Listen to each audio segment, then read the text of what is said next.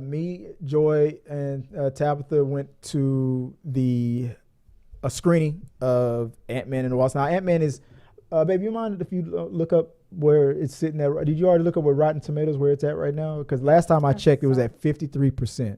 Sean, you said you weren't really that interested in going. Did you ever see Ant-Man 1 or 2? I did see the first one. Mm-hmm. You saw the first one? I have not seen the second one or this one. If you haven't seen any of the Ant-Man movies, and if you haven't seen Endgame, and if you haven't seen Loki, those are most of the things that you have to really see. This is one of those. This is back in the day. You didn't have to watch any of the previous stuff to watch any of the other movies. Like, they were separated enough where you weren't forced to watch everything else to know what's going on. And I'm wrong. I did see the sequel. I forgot. I did see the sequel. Because it's the Ant-Man and the Wasp. Yeah. Yeah, I did see that one. Okay. Yeah. So if you watch Ant-Man and the Wasp and watch Loki, that's what you kind of need to watch to see Ant-Man 3. What's the critics? It's got it down to 48. Damn, Oof. It dropped again. What's the box office? Yeah, what the audience score is 86. It just dropped. The movie just started today, so it's no box office results yet. Audience score is 86%. Well, that's pretty good. I had fun with it. I had a lot of fun with it. There's one character in there that if you pull up the cast, remember the leader when they went into the quantum realm, that woman that was in charge of those people saving. Mm-hmm. I forgot what her character. You can look up her character's name. You find that actress. I didn't like her. I said that Michael Douglas he was consistent. He was one of the best parts of the movie. Michelle Pfeiffer. The only thing that I didn't like about her, not her performance, but it was just what her character choices were, like keeping secrets from the rest of the family and not saying anything about Kang when she knew Kang was in it. I assumed that this was going to be a what if Ant-Man dies and we're really just passing the torch to his daughter to become the new Ant-Man or Ant-Woman thing. I thought that I was worried that they were doing that again. No, but we did get to see her step into her dad's old role. And right behind her stepmom. Yeah. She's right there with them. On Ant-Man 1, it was about fighting for the little guy and stuff like that, and it was grounded. It wasn't about saving the world or saving the universe. Ant-Man was like almost like Spider-Man. Was fighting the small stuff and being for the people and all that stuff. Oh, I got the wrong graphic up. Oh, I don't have any Ant-Man graphic up, do I? Let's see. Let me fix that real quick. Sorry, guys. There we go. But Ant-Man 3, they said that they were trying to make it like an Avengers level type of a movie. It is not. It's ambitious and it tries to be, but it's not. It still, to me, stays in the same theme. They're not fighting street level criminals and all that.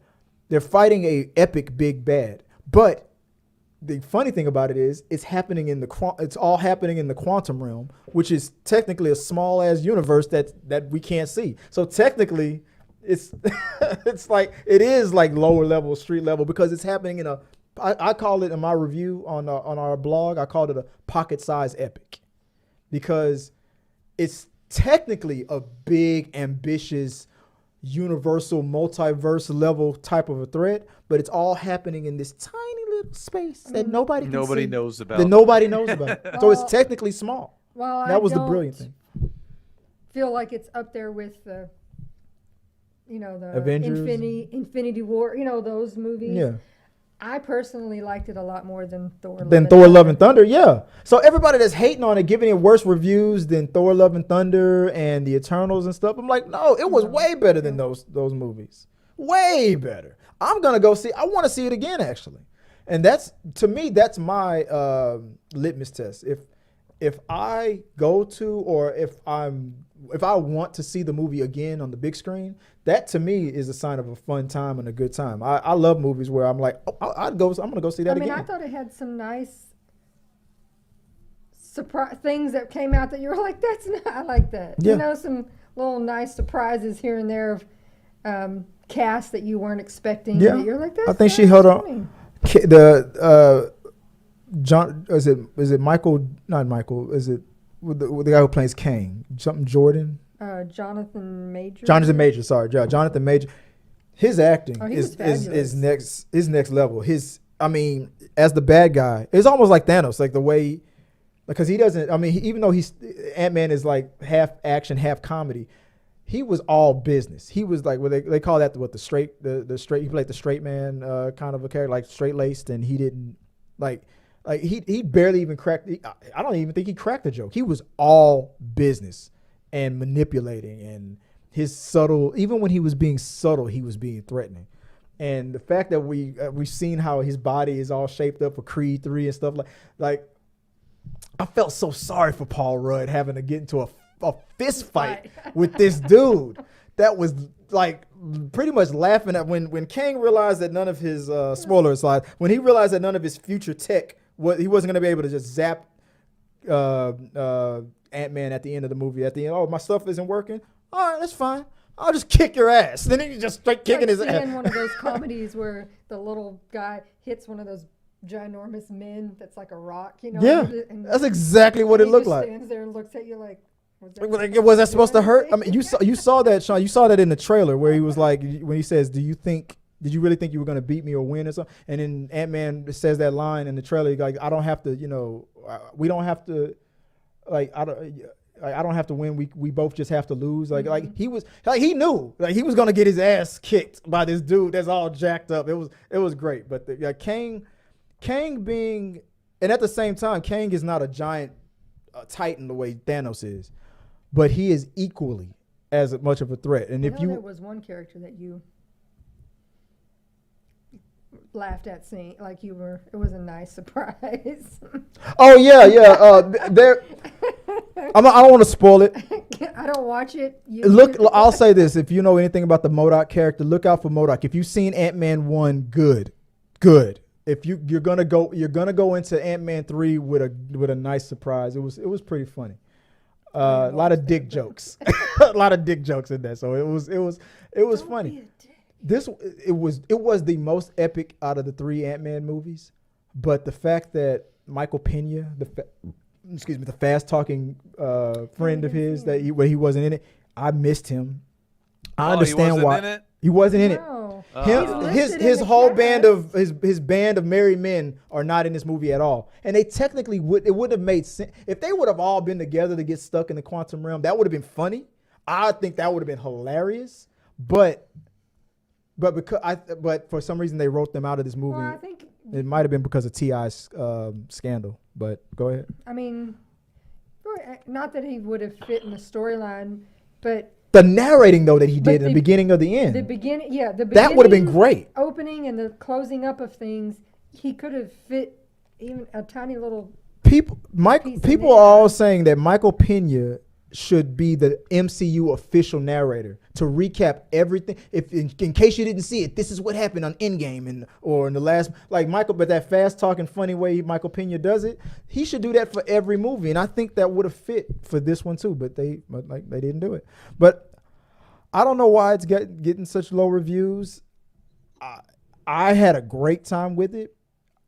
Is it a top 10 MCU movie? No, maybe it's not even. Maybe I wouldn't even have it as a top 20. But it's way better than, I feel like 53%. I don't know if it's better than part 1 yet. I'm not gonna say it's the best out of the 3 Ant-Man movies. If I was to rank it right now, I would say Ant-Man 1, then Ant-Man 3, then Ant-Man 2. Because I feel like Ant-Man 2 is down there with Thor 2 and Thor 4 and Iron Man 2. That's why I feel like Ant-Man 2 is hovering around. That's how I feel about Ant-Man 2. But Ant-Man 3 was way better than Ant-Man 2. And I think it does. It's suffering from, here's what I think it's suffering from. From when Bob Chapek was still in charge of Disney and forcing Kevin Feige to just pump out content for Disney Plus. And it was stretching Kevin Feige thin, and reducing the Phase 4 suffered from Bob Chapek making Kevin Feige do too much.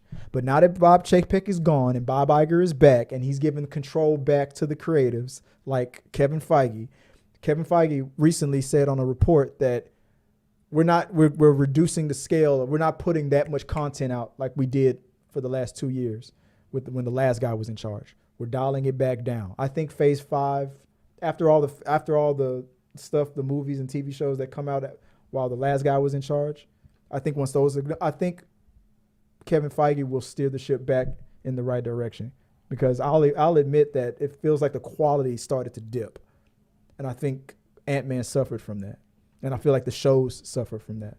But I think after I think when the next couple of movies come out, I think it'll be fine. That's just my opinion. But I put out a full review on our blog. It's already up. It's live on the blog. It's I'll put this review portion of it. I thought it was a great time. I'm surprised that 48%. It's officially rotten. Oh, I was like, It's I have holes. I have holes was one of the funniest lines, and I'm not going to give you the context of what that means, Sean, but I have holes was one of the funniest lines. And Sean, how many holes do you have? That's one of the funniest lines in the movie, man. Yeah. You thought about it. He has 7. Yeah, he's a man. He has 7 holes. I was like, and all the men in the theater were all counting like, yeah, 7 holes. Yeah, 7 holes. Men have 7 holes. We have 7.